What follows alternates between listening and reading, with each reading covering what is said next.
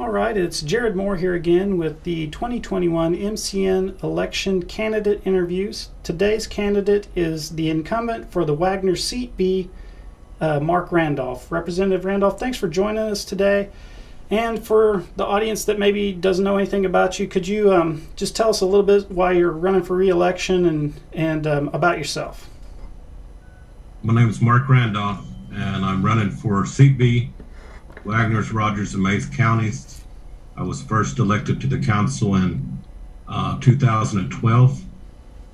I'm the oldest son, and I'm the oldest grandson, and on both sides of my family, maternally and paternally. I'm from Broken Arrow, but I live in Coweta. I come from the tribal town of Tulsa Canadian. I'm Bird Clan, and one of the reasons I'm running is just to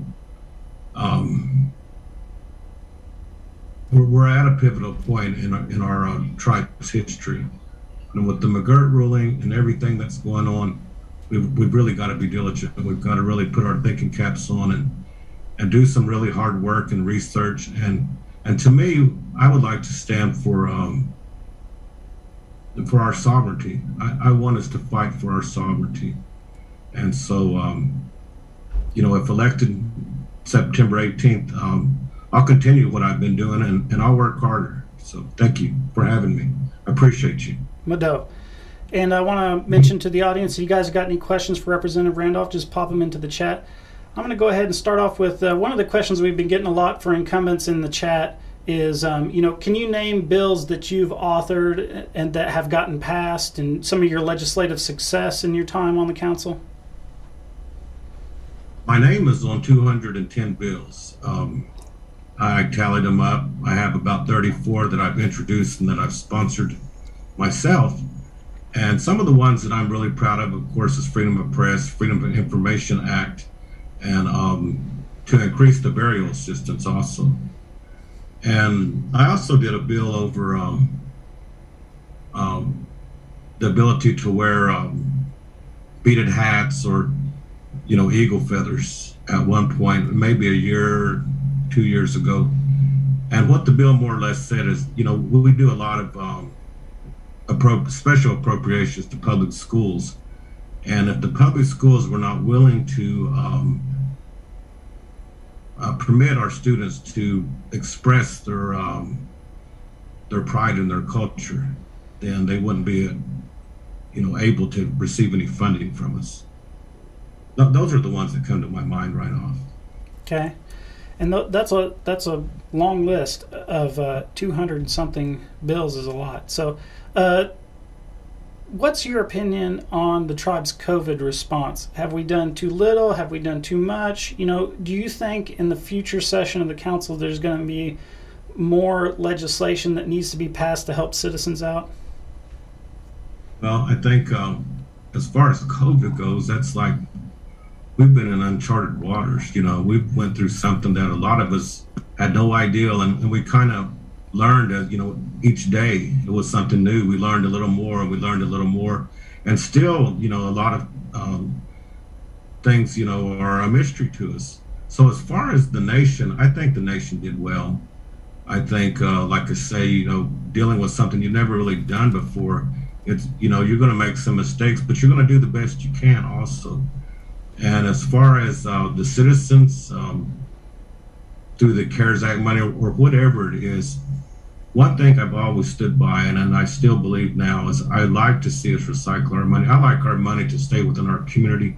I like to see our money go back to our people to enhance their livelihood. So any chance we get to where we can do financial assistance, directly to our citizens, I'm all for it. Okay. What's your position on the tax situation as far as citizens paying state taxes, or I guess kind of some of what I've heard from different factions on the council is there's basically kind of like two ideas with taxes, is that the tribe should compact with the state and somehow divvy up taxes, or what's your take on that since the McGirt decision? I believe it was in October. We had a report at River Spirit from the executive branch over the commission. And, I expressed myself then, and I stand by it now. I'd like to see us as a nation to stop paying state taxes. My belief is as long as we keep handing over these taxes, how is the state ever going to recognize our exempt, the fact that we're exempt from state taxes with this federal status that we have as a reservation? If we continue to pay them that money, what are we saying? We're saying, oh, well, we're exempt, but we're going to go ahead and keep paying you the money. So as a nation, I would like to see us stop withholding state taxes from all of our employees, all of our tribal members and all that we make a stand. We have to make a stand somewhere. And I did speak with our legal counsel from the National Council in December, and the Attorney General, and I spoke with, I ran it by the chiefs, I've ran it by the council, I talked to this Big Fire law firm. I had a Zoom call with them, and honestly, I've received no support legally. And in this area, in this arena, if we do legislation, it's imperative that we have legal experts behind us writing this legislation. And so for myself, I could try and everything, but they keep saying, well, in December we got to wait for the new Congress to come in. We got to wait for this. We keep waiting. But for myself, I would like to see us just to make a firm stance and say, you know what, we're exempt, so we're not paying it anymore, period. Okay. And I want to remind everybody out there watching, if you have a question for Representative Randolph, just pop it into the chat there. Is there anything that you think is central to your campaign that we haven't talked about so far? Is there a major point that you'd like to bring up that maybe I haven't brought up yet? One of the things I would like to talk about is advocacy. And I think advocacy is something that is so essential to being a national council person. And there's all kinds of ways to advocate for our people through legislation, through being their voice. There's a lot of times I work closely with the executive branch, and through the past two, and this is the third administration I've been under, I receive a lot of calls about unmet needs or services that citizens are needing. And so as a council person, I'm challenged and entrusted to advocate for these folks. And when I talk about advocacy, I think we have to be successful advocates. We got to know how to advocate. We got to know how to do follow-ups. We can't just let it slide. We can't just dump it on someone else and say, okay, you take care of these folks. We got to keep looking at it and doing our follow-ups. And my hope is always that we come to some type of positive resolution. My hope is always they get what they need. And I'm someone that doesn't mind to keep following up. And one of the things I think you got to really be good at is multitasking. You got to be able to multitask. You got to be a good listener. When someone calls you, you got to start, I've got little things of paper all over my house, because when someone calls, I have my pen and my paper ready, and I start writing things down, because from there I'm going to formulate an email to the executive branch on their behalf. And sometimes when they just say they text me on the phone, I'll let them know, if you don't mind, I'll screenshot what you said, and then I'm just going to go ahead and email this to the chief and CC my speaker. And that way it comes straight from them. There were times before I think people thought that I'm just a messenger in that arena, and I'm not accusing of anyone of not doing their job. And, so for me, a lot of times when I can use it specifically from a citizen or, it's better. But for a lot of the older folks that do call me, then I formulate it for them, and I put it in my own words. So I think advocacy is important. And I think to advocate for people, you got to be available.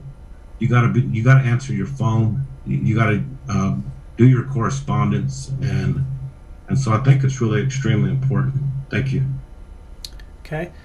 What do you see as the major upcoming, hurdles for the tribe? Oh, well, let's hold on to that question. We just had a question pop up in the chat.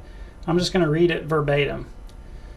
Would you support legislation that would require a vote of the people for public special projects or partnerships that require large investments of Muskogee Creek Nation funds, like the Jinx Dam or South Tulsa Bridge?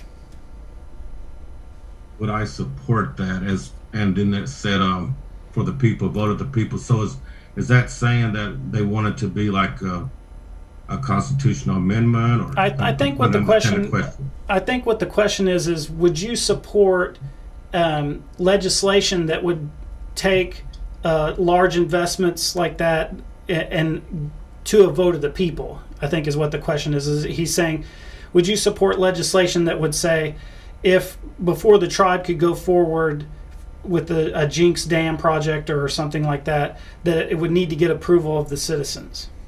I think it would be great. I think we got to create some type of I don't know, that some people call them think tanks or something, but we've got to start pulling in the input of the people. And because it's tough when you get in that position and you don't know. And of course, everyone that comes before us, they make everything sound like it's bulletproof. It's it's going to hold water. This is it's a win-win. They always come so prepared with their slideshows, and everything they say sounds so great. All these things are going to benefit your nation. Once we do this, this is what's going to happen. You're going to profit all this, and it's going to serve your people. But many times I've seen that that doesn't happen. It doesn't happen, and people come in with a lot of good promises, and it makes me think about the history of not only the United States but the state of Oklahoma, and how there was rules and policies and laws and everything made to legally rip off Native people and all their resources, their land and all that. And sometimes I look at it and I think this is no different. We have all these people, and so when we're representing the people, I would love to see a way to where they have this poll and say, well, 3,000 people are for it, or and why. I'd love to have that would be that'd be great. Okay. We had another question pop up. Have you reviewed the most recent quarterly report of the nation? The most recent one. Yeah. Yeah. Okay. Yes. Do you have any insights from that report, or that's not a question, but I'm assuming that's what they're saying is, what do you think of the progress? No, there's so much reading, and through this campaign time and what's going on in the council right now, nothing just pops up in my mind, right off. But thank you for the question. Okay. And again, if you have any questions out there, just pop them into the chat. We're going to be taking questions all the way through. We're at 12 minutes, so we've got plenty of time left. We were talking about the investments that the tribe has made, and one of the things that I've noticed with my time here too is that I think this is something that both councilmen and chiefs and also just the regular citizens don't take into factor, is that economic development is something that we always talk about in these type of situations and all the time at the tribe. And one of the things is, like, if you invest money in any project, like if you're an entrepreneur, you have to be ready to fail.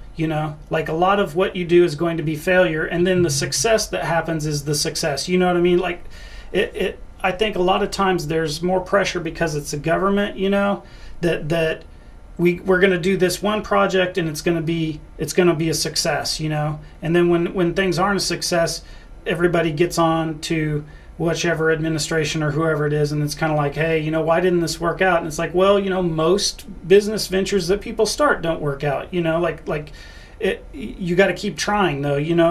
That's just something that I've seen in my time here. And while I was talking, we had another question pop up. What is a piece of legislation that you authored that you are most proud of?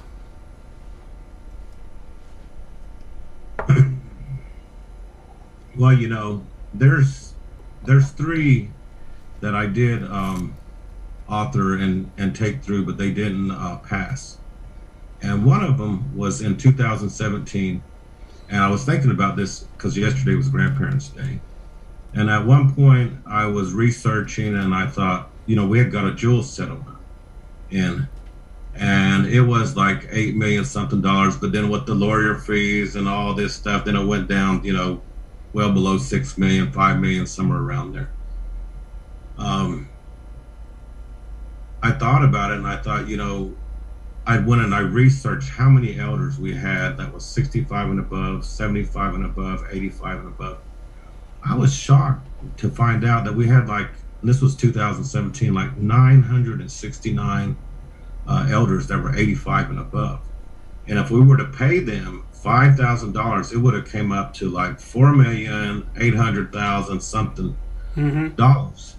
And so I looked at them, and I looked at their ages, and I went back through the decades, and I began to try and paint a picture for the council of how, they had really began walking and riding in wagons, horses, all the way to, and, carrying phones around, but also looked through all the wars they went through and the Depression, and all these policies that were geared against the Native American survival. All these policies of assimilation, of the boarding school errors, they all took the brunt of this.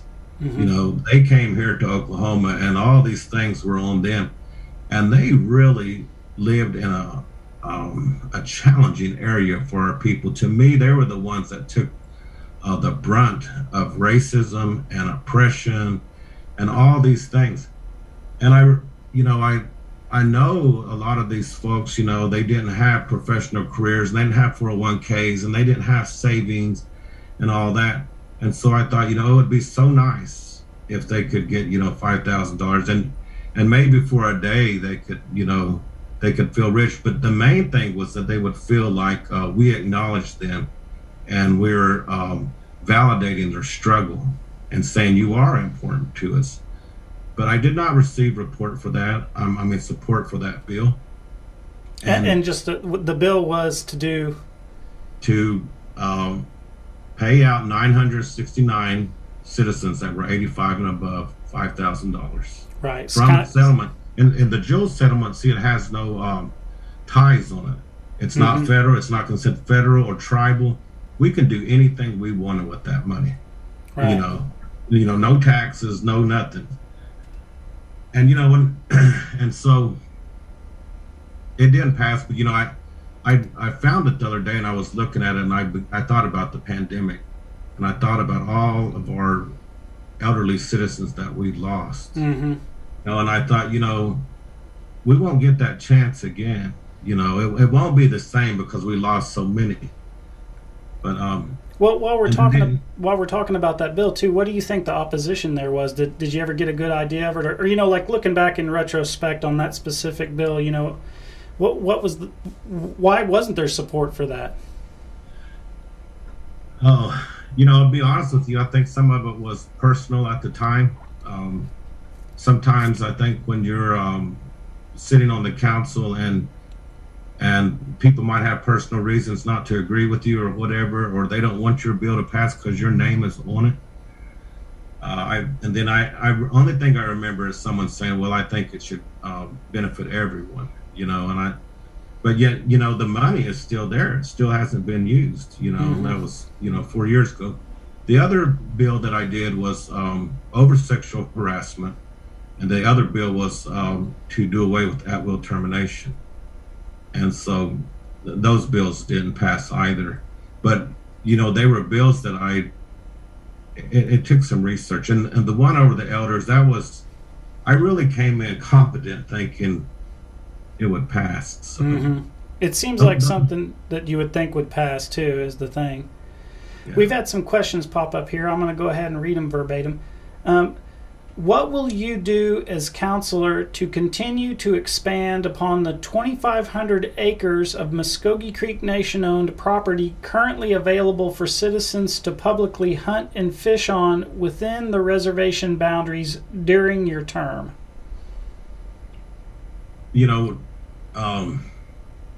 I think we got to our legal experts have to really look at our treaties. And I hear a lot of people saying, well, the Choctaws did this, the Cherokees did that. but they also went and did a compact with the state to do it.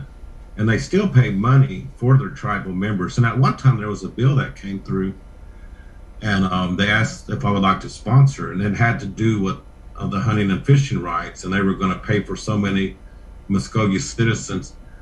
And so our national counselor lawyer looked at it, and no one ever said anything that it might infringe on our sovereignty.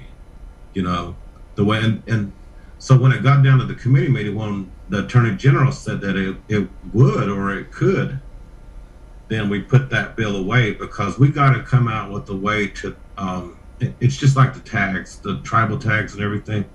Anytime we enter in a compact with the state, we're letting a little bit of our sovereignty go. That's saying, we don't have the ability to govern ourselves and do what we want or make our own decisions. We have to talk about it with you, and we got to decide together. That's what that compact is, and that's that weakens our sovereignty. And so, I don't believe I have the best answer for the treating the fishing and hunting rights, but I think there is a good answer. We just gotta figure it out, and we gotta do it within our own legal ramifications, and a decision that strengthens our sovereignty, not weakens it. Well, and with those areas too, like if the tribe owns all the land, right? Would you support legislation that, for instance, had gave out hunting permits to citizens that were just Creek Nation authorized, right? Sure. Okay, I think anything that belongs to the nation belongs to the people. The people are the nation.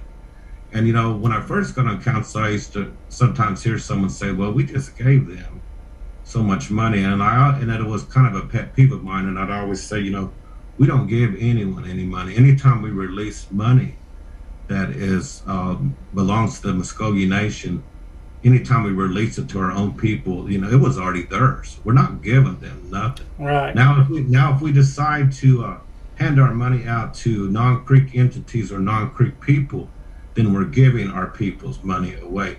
So I believe anything that's resource, the land and everything, that belongs to all of us. And we are all stakeholders, major stakeholders in all this money. We're all equal.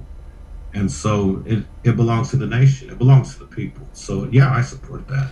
Would you support, for instance, any legislation along those lines that would purchase more land to expand that area?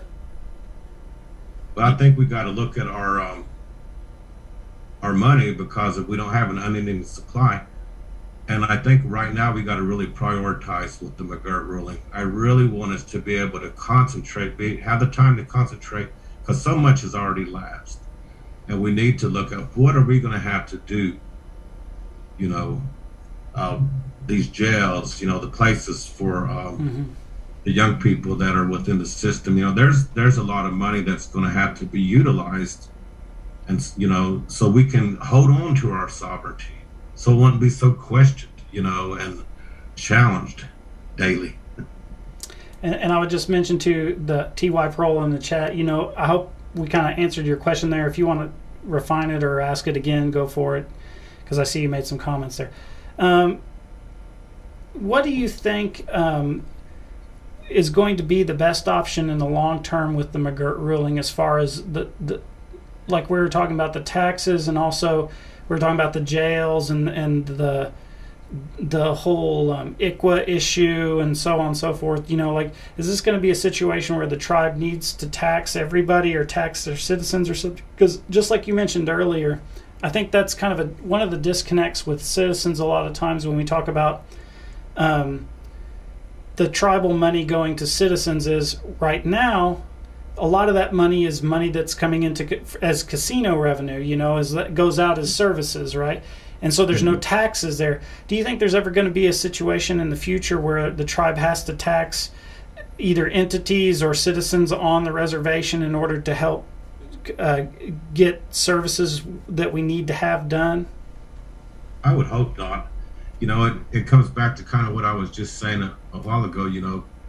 We're all equal, and we're all in this together. It's the nation, and I'd rather see us tax everyone else.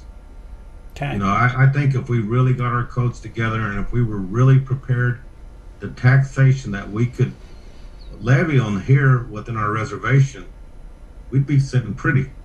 And I don't think we would have to tax our own people. I hope we don't ever have to. Okay. T-Wife Rolls posted a question here. He's kind of trying to refine what he's asking. How familiar are you with our conservation district? I haven't sponsored any bills in a while, but when Conservation First District came out and Mr. Bob Davis was on there, I worked closely with them, Patricia Killian. I went to their meetings. I even went to a conference with them, and I used to be the one to sponsor their bills a lot. But since I became chairman of the LNC committee, I haven't been as involved with them. Other people have picked that up and brought the bills through. So it's been a while. But do you have any thoughts on how we're utilizing it? You know, I know it has to do with agriculture. I know it has to do with using people's lands, putting people's lands to use, profiting off their land, doing different things, or like making ponds, taking down these cedar trees that's cause all the fires, and there's a lot of things that is involved. But I think it comes back to our land issues and how can our people utilize their land efficiently to where they can financially receive money from that, or just take care of their land the best they can. And I think we've got a ways to go. I think we've got to concentrate more on it, but that takes money. And I know what the Conservation District, they started out on a very small budget. Okay. And I want to remind everybody, we've got some questions going here in the chat. Just keep on posting them. We've got about 4 more minutes. Do you think that that's something like a direction that we need to, that there's going to be legislation in the future to try to expand that program, the Conservation District program? I would hope so. There's, in everything, there's room for improvement. And I think we've got good people working in there. And it's just like any other department, it kind of evolves as it goes. You bring in more people, you get more employees, you get more knowledge, you get more skills, you get more abilities. Mm-hmm. And once you keep, pulling in these resources, then you expand. But, and I have to go back to the budget. I have to go back how much we're prioritizing that as a nation. And so, so anything that comes from the budget, creating these budgets, that's the responsibility of the executive branch. That's correct. Thank you. Well, I do want to thank you, Representative Randolph, for coming on the program. And I also want to mention, well, in your district, there won't be a runoff because there's only 2 candidates. So I don't have to talk about a forum down the road. We're going to find out on Saturday. So, also, I'm just going to take a couple times. Well, let me give you a chance to anything that we haven't spoke about that you definitely want to get out on your platform or anything. Why don't you go ahead and take time to get your statement out, and then I'll do a little wrap thing because we're at 28 minutes. So I'll say this, I used to work at Haskell Nation University, and I said then, 100 good things could happen in one day, one bad thing. And all we would do is talk about the bad thing and concentrate on it. That applies to the Muskogee Nation also. Every day good things happen at Muskogee Nation. People are served, lives are changed. There's great things that happen, but no one really acknowledges those things. We just hear about the bad experiences, and we tend to look at that. And for myself, I try to remain an optimist, even through all the negativity. I want to be optimistic, and and I want to say we're a very blessed people. We are very blessed. We are a strong people. We're people of the mind. We've got great minds, strong minds, and we have the resiliency and the ability to always strive forward. And we're hard workers. We've always worked for what we needed, and to take care of our family and to take care of our communities and our nations. That's our priority. And I would just hope that, sometimes, and I believe this, it's almost like if you're not thankful for what you already got, you might not get anything else. Right. So let's be thankful for what we have and have the ability to receive, the blessings that are on the way that's coming. So thank you. I appreciate that question. Sure thing. And I want to say I agree with everything you're saying there. And that's been my experience too, working with the Creek people and myself being a citizen. Well, it's 6:29, and we only got about a minute left. I do want to mention to the audience that we have normally during the election, we will have a live stream on election night. We found out from the election board today that because they have changed their vendor of who handles the election, the process of how they're doing it is going to be different. There's not going to be, because what we normally do is we have a link that we show live updated results. And we're not going to get that link this year. So we probably aren't going to be able to have a live stream this year on election night. But where you would need to go to get the live updates of the election results will be the election board's Facebook. They're going to do a series of postings over the night to have the results there.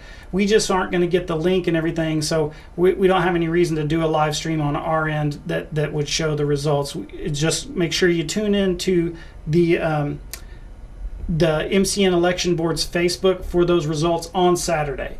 So, and with that being said, Mado for coming in, Representative Randolph, we appreciate it. We have one more candidate, and tomorrow it is, I believe it's Nelson Harjo Sr. at 6 p.m. And with that being said, Mado, and we'll see you guys later.